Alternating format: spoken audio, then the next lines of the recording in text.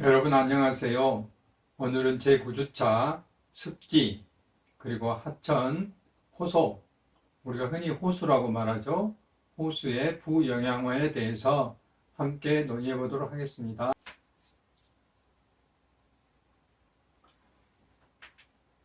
제1차 시에서는 습지 생태계에 대해서 하겠습니다. 우리가 일반적으로 민물이 있는 담수 생태계는 물이 흐르지 않는, 물이 정체되어 있는 정수 생태계, 대개 우리가 호수라고 그러는데요. 호소라는 용어를 사용합니다. 호소라는 용어는 호수가 물이 차 있는 곳과 그 빗물이 떨어지면 물이 한 곳 하천을 통해서 호수로 들어오죠. 그 유역의 개념까지를 포함한 것을 우리는 호소라고 그렇습니다. 그래서 그런 곳까지, 그리고 연못, 습지 이런 것들을 우리는 물이 흐르지 않고 고여 있는 곳, 이런 것을 우리는 정수 생태계라고 그러고요. 그 다음에 우리가 흔히 이제 하천이라고 하는 거, 강이나 하천이나 이런 것들을 우리는 유수 생태계라고 그러는데, 오늘은 이 정수 생태계와 유수 생태계에 대해서 이야기하도록 하겠습니다. 그래서 이와 같은 것을 우리는 이미 강주천 강의에서 일부 했습니다만은, 하천 생태계의 그 발원지를 시작을 해서 상간계류를 통해서 우리 하천을 통해서 이제 강으로 이어지는 이런 체계가 우리 하천 생태계의 종적 생태계, 종적 연결 생태계라고 이야기할 수 있고, 하천 생태계도 외부와 구별이 되는 독립적인 생태계라고 이야기를 할 수가 있습니다. 그래서 우리가 지금까지 배웠던 그런 생태계의 구성 요소들을 다 가지고 있습니다. 그래서 생물 구성원, 물고기라든지 또는 수소곤충이라든지 이런 생물 구성원과 무생물적인 구성원, 물이라든지 거기에 있는 돌이라든지 이런 것들이 다 합쳐져서 하나의 하천 생태계를 이루고 있다고 말할 수 있습니다.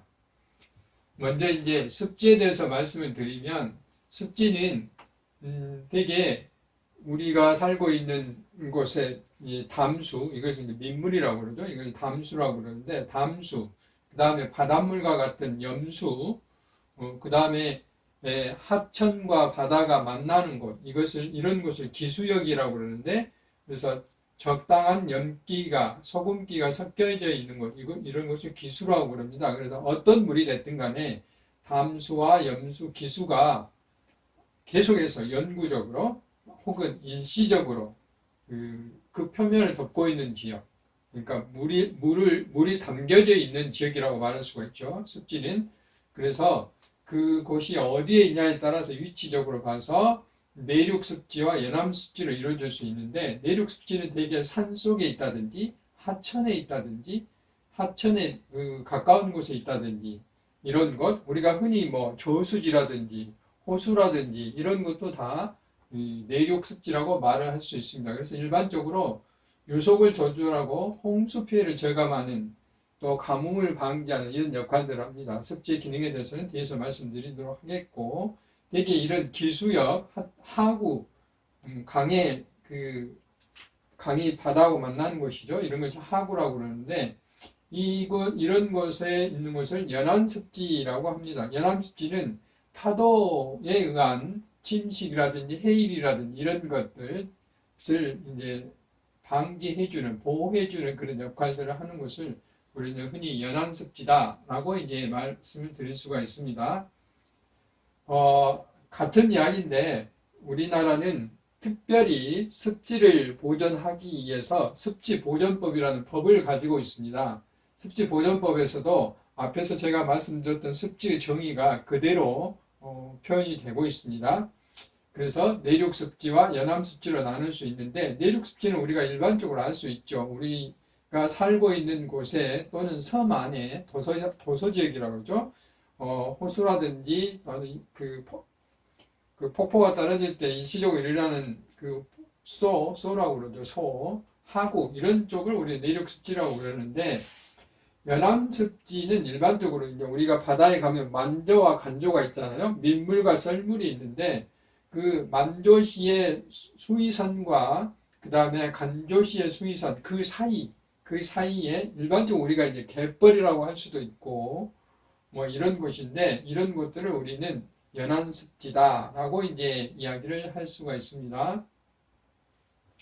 그래서 습지의 종류는 크게 법적으로는 연안습지와 내륙습지를 나눌 수 있는데 우리가 일반적으로 또 학술적으로는 내륙습지 내에서도 높은 산 위에 있는 것은 고산습지, 여기는 써져 있지 않지만 논을 오랫동안 사용하지 않았을 때, 벼를 재배하지 않았을 때 이게 이제 묵혀놓은 논이라고 해서 묵논이라고 합니다.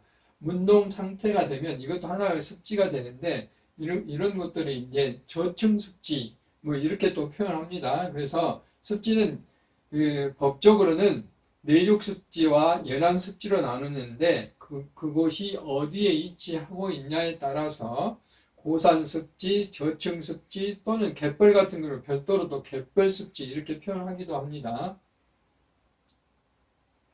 그래서 강이나 하천의 일부 구간을 습지로 지정한 곳이 있는데 우리나라에서 우리 지역하고 가까운 담양 하천 습지가 있는데요. 여기는 영산강 본류의 일부 구간이 습지 보호지역으로서 이렇게 지정이 되어 있는 것도 있고요.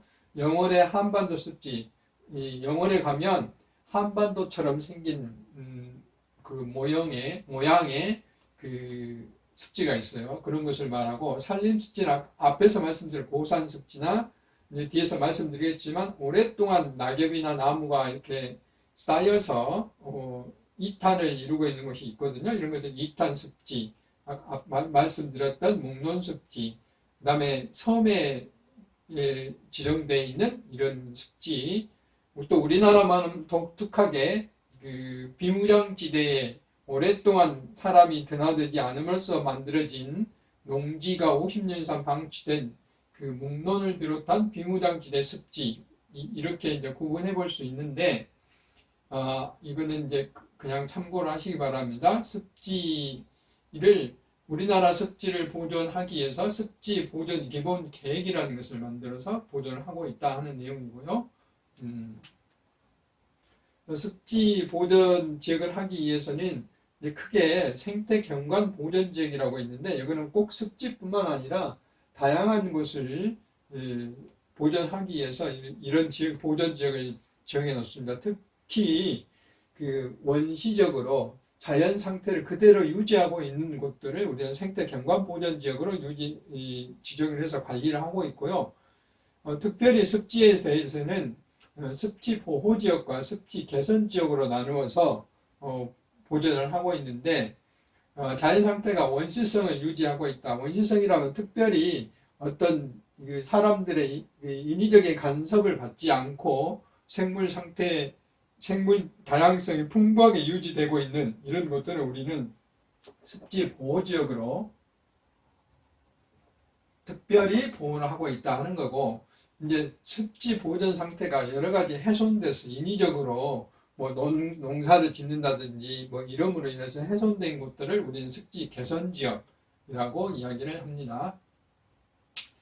특별히 이제 습지 공예는 여러분도 가끔 들어봤겠지만 남사르 협약이라는 게 있습니다. 1971년에 이란 남사르 지역에서 채택된 것으로 1975년도에 발효된 협약인데요. 우리나라는 1997년도에 101번째로 가입됐어요. 지난번 시간에 한번 이야기를 했지만 우리나라는 대암산 용림습지를 1호로 해서 현재 21개의 습지가 남사르 습지에 지정을 받았습니다. 여기는 주로 이제 그 특별한 어떤 습지의 범주를 갖고 있다든지 주로 우리나라는 이제 갯벌 위주로 지정된 곳이 많고요. 특별한 고산 습지라든지 이런 것들을 우리는 남사르 습지로 지정받아서 있습니다. 그래서 남사르 습지에서 정의는 우리나라 습지 정의와 크게 다르지 않는데 남사르 습지는 훨씬 더 그 폭이 넓어서 수심이 6m를 넘지 않는 곳을 포함하는 거의 모든 물이 있는 지역은 거의 다 습지다라고 이제 정의를 하고 있습니다.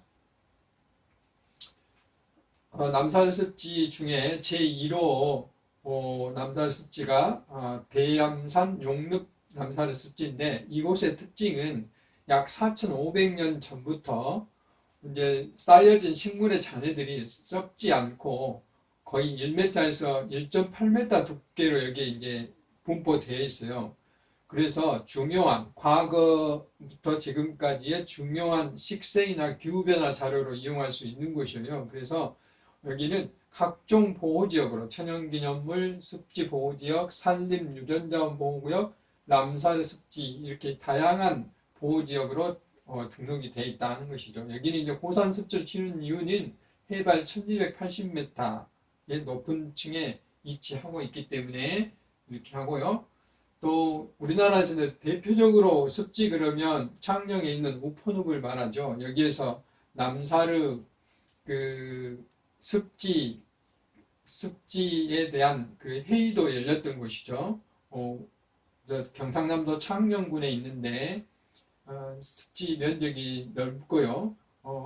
굉장히 많은 생물들이 살고 있습니다. 그래서 생태계 보고라고 그러죠. 식물류가 800여 종, 새, 조류가 209종, 물고기가 28종 등 대단히 많은 종류의 생물들이 여기에 살고 있습니다.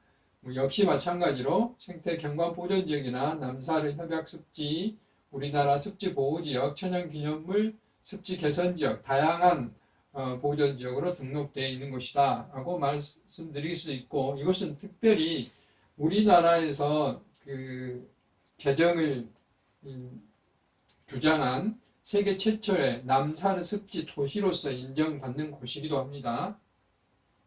그리고 보성에 있는 우리 지역과 가깝죠. 갯벌습지, 우리가 보성 그 습지는 상당히 많이 여러분 자주 갈 수 있는 곳인데, 특히 사진에는 보신 바와 같이 전망대에서 보면 이 낙조가 해질 무렵에 가시면 낙조가 굉장히 아름다운 그런 곳입니다. 특별히 이렇게 습지는 생태계에 대한 그 보전, 생물 다양성 보존도 중요하지만 보신 바와 같이 경광도 상당히 중요하게 다루고 있습니다. 그래서 해안 생태 경관을 유지하고 있고 아름다움을 유지하고 있고, 천연기념물인 흑두름이나 또 국제적으로 희귀종인 그런 방울새라든지 검은머리 물대새 등등 수많은 그 철새들이 이곳을 오가고 있죠.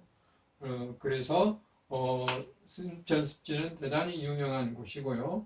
그 다음에 우리 전라북도 고창에 가면 운곡습지라고 있는데, 여기는 특별히 저층습지라고 한 이유는 과거에 이게 논이었는데 오랫동안 논을 그 경작을 하지 않으니까 보신 바와 같이 이렇게 숲으로 변했는데, 원래 논이었기 때문에 이게 물이 그대로 이제 고여 있어서 저층 습지를 이루고 있는, 이름으로써 다양한 생물들이 살고 있는 곳들입니다. 그래서 여기는 수달이라든지 황새, 황생이 아니고 황새, 그 다음에 멸종위기 2급종인 사기라든지 담비, 팔색종 이런 생물들이 살고 있는 곳이어서 남산 습지로 지정을 받았습니다. 그리고 이제 우리나라에서 자연경관 쪽에서 뭐 보고라고 할 수 있는 제주도죠. 제주도에는 정말로 많은 남사르 습지 보전 지역이 있습니다. 보호 지역이 있습니다. 그래서 특별히 우리가 뭐 시간이 남다면, 지금은 코로나19 때문에 여행이 자유롭지 않지만 우리가 특별히 주제가 있는 여행을 한다면 이 제주 지역, 제주도를 방문해서 습지 여행을 해보는 것도 굉장히 좋은 방법이라고 생각이 듭니다. 한라산 중턱에 있는 천백고지 습지가 있는가 하면 숨은 물백리 습지, 물영아리 습지, 물장어리 습지, 동백동산 습지 이런 다양한 습지들이 있는데 하나씩 우리가 알아보도록 하겠습니다. 한라산 천백고지 습지에는 보신 바와 같이 그 화산석으로 이루어져 있고, 이런 곳에 이제 웅덩이들이 여러 개 모여서 군데군데 이렇게 습지를 이루고 있어서 이것들이 서로 이렇게 연결되어 있음으로써 멸종위기 야생동물 매라든지 또 2급인 말똥가리나 조롱이, 황조롱이 같은 많은 생물들이 살고 있습니다. 그래서 2009년도에 남사를 습지로 지정받은 바가 있고, 물영아리 습지는 얼음인데, 되게 이제 제주도의 얼음 그러면 우리로 말하면 낮은 산을 말하죠. 그래서 여기는 아침에 안개가 폈을 때 이 정글과 같은 자연과 안개 잎사진 습지의 모습이 마치 꿈을 꾸는 것처럼 몽환적인 풍경을 이루고 있어서 물의 신령, 이 물의 신령을 영아리라고 한답니다. 그래서 물영아리가 사는 그런 습지처럼 보인다 해서 굉장히 아름다운 모습이죠. 그런데 여기는 이제 화산이 폭발하고 그 정상의 분화구에 이렇게 위치해 있어서 빗물이 고여서 만들어진 습지여서 또 특이한 습지 모습을 유지하고 있습니다. 이제 물장어리 오름 습지도 역시 이제 빗물에 의해서 이렇게 유지가 되고 있는 것이고, 굉장히 많은 그 생물들이 여기에 군락을 이루어 살고 있고요. 멸종위기 야생 식물인 산작약이 서식하고 있다고 그럽니다. 그래서 생물학적으로 가치가 높은 이유는 바로 이제 분화구에 이 습지를 이루고 있기 때문에 그렇습니다. 이 물장어리라는 뜻은 이 제주도를 만든 설문대 할머니가 쏙 빠졌다는 그런 전설을 가지고 있어서 물장어리 오름이라고 한다고 그랬습니다. 동백동산, 곶자월인데, 제주도에서 이제 곶자월이라 하면은 곶은 숲이고 자월은 가시덤불을 말합니다. 그래서 이런 독특한 화산이 폭발하고 돌 같은 웅덩이들이 만들어짐으로써 여기에 이제 지하수나 이런 것들이 모여서 이제 습기를 유지해 주잖아요. 그래서 보습 효과가 있어서 여기 뭐 고사리라든지 양치 식물도 또 많이 자랄 수 있고, 또 이 주변에 그 독특한 생태계를 이렇게 형성할 수 있는 것이죠. 그래서 이것은 이제 생태 관광지로서도 상당히 각광을 받는 곳이다. 주민들이 특별히 이런 것들은 이제 그 마을 사람들이 이 보존 활동을 많이 함으로써 국가적으로도 굉장히 중요하게 다루고 있는 곳이다라고 이제 말씀드릴 수가 있습니다. 그 외에 이제 숨은 백리 남사르 습지 이런 것도 역시 이 다양한 어떤 그 뜻, 숨은 물이 있는 넓은 들판이라는 뜻인데, 제주도 말은 좀 어렵죠.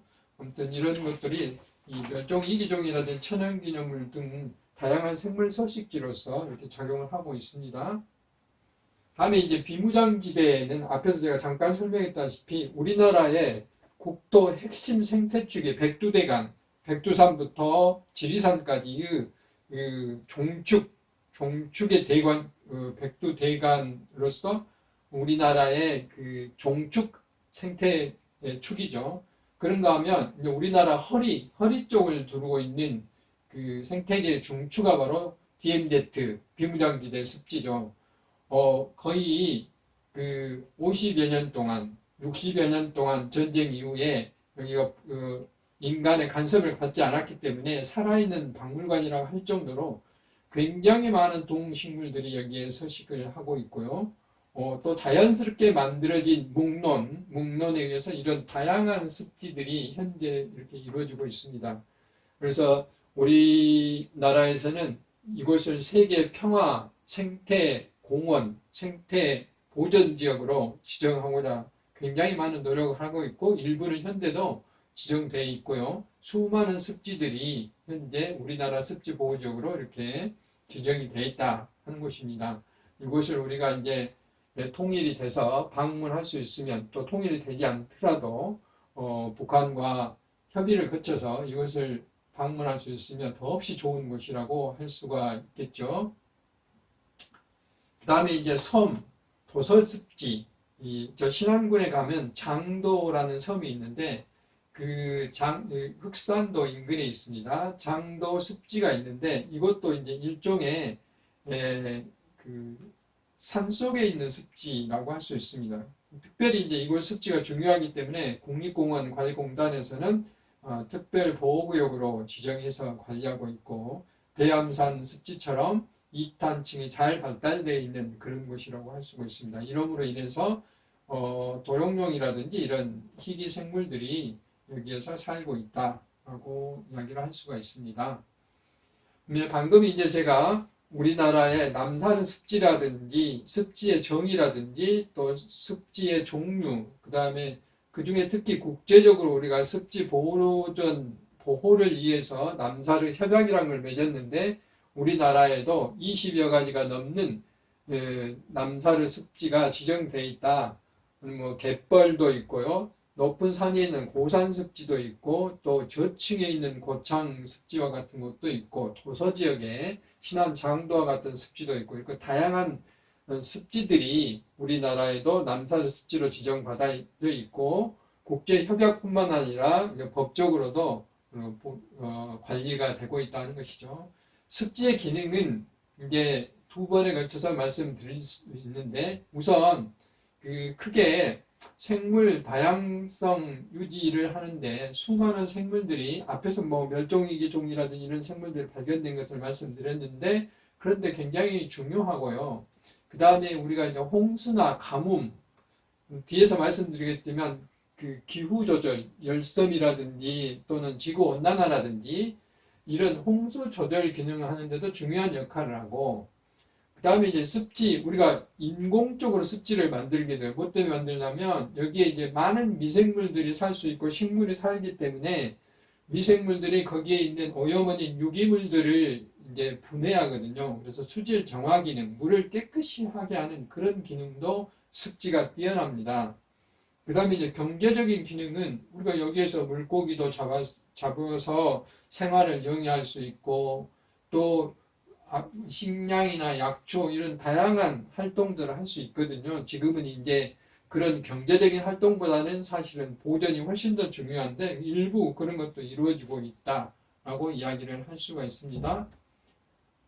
또 이제 비슷한 말이지만 앞에서 말했던 수질 정화 기능이나 생물 서식적 기능, 그 다음 홍수를 예방하는 수문학적 기능 이거 외에 이제 두 가지가 더 합쳐지는데요. 막대한 탄소 저장고의 기능, 이것은 이제 바로 기후 변화를 완화시킬 수 있는 것이죠. 그 다음에 또 여기는 이제 많은 식물들이 자랄 수 있고 플랑크톤이 자랄 수 있기 때문에 이런 기능을 하는 것이고요. 우리가 습지를 방문해서 생태계를 배우고 체험하고 하는 것들을 우리 자연학습이라고 그러는데 아까 제주도의 동백숲 같은 경우도 대표적인 자연학습 공간이죠. 이런 기능이 있습니다. 그래서 다시 한번 정리를 하면 생물 서식지로서 제공이 되고 있고 생물 다양성 증진하는 데 역할을 하고 있고 수질을 정화하는 데 홍수 예방과 같은 뭐 좀 어려운 말로 하면 뭐 아까 수문학적 작용이라고 하는데요. 그 다음에 이제 수산자원전 생태 서비스라면 물론 자연 생태계가 우리한테 주는 이런 공급이죠. 수산자원 먹거리를 준다든지 기후변화를 완화시켜 준다든지 생물을 살 수 있도록 한다든지 이런 것들을 생태 서비스라고 그러거든요. 그런 기능, 그 다음에 지구온난화를 완화하는 기능 이런 것들을 이런 종합하면 습지 기능이라고 할 수 있으죠. 여기 보신 바와 같이 하천인데요. 담양 하천습지입니다. 바로 이제 광주하고 담양 경계 부위가 해당이 되는데요. 우리나라 하천습지 1호가 바로 담양습지인데 이런 것도 우리는 다 습지. 여기에 가면은 생태 관찰 루트가 만들어져 있고 또 새를 관찰할 수 있는 것도 있거든요. 한 번쯤 방문해 보면 굉장히 그 산책길도 좋고 많은 새들을 관찰할 수가 있어요. 우리 지역에 이런 것이 있다는 것은 대단히 좋은 일이고요. 또 이제 광주 인근에 바로 우리 호남대 앞쪽에 있는 그 장록 습지를 지금 우리나라 국가 습지 보호지역으로 지정받으려고 많은 노력들을 하고 있죠.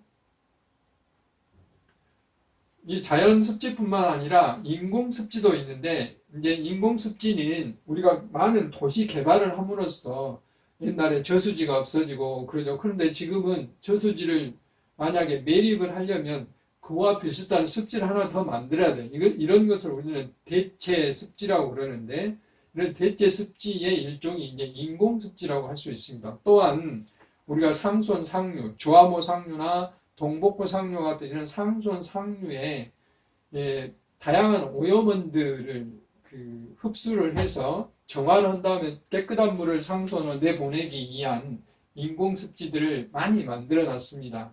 인공습지는 바로 이제 앞에서 말씀드렸던 자연습지와 똑같은 역할을 하는데 특히 중점을 많이 두는 것은 수질 정화에 특히 더 많은 중점을 둔다라고 이제 말씀을 드릴 수 있어요. 그래서 인공습지는 우리가 이제 어떤 기능을 하냐 그 목적에 따라서 다양한 이런 그 습지의 형태들을 서로 이어준 역할을 하는 것이죠.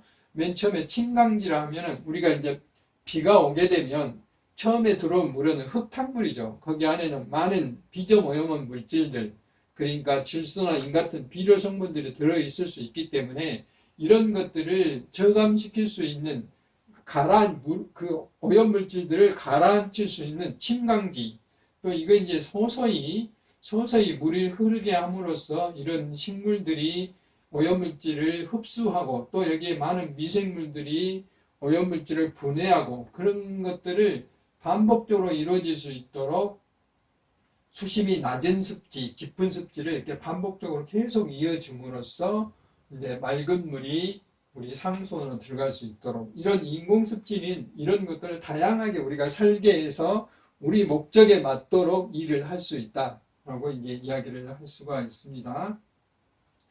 지금까지 제가 주로 습지에 대해서 말씀드렸는데 이제 잠시 쉬었다가 2차 시에서는 호소의 부영양화에 대해서 말씀드리도록 하겠습니다.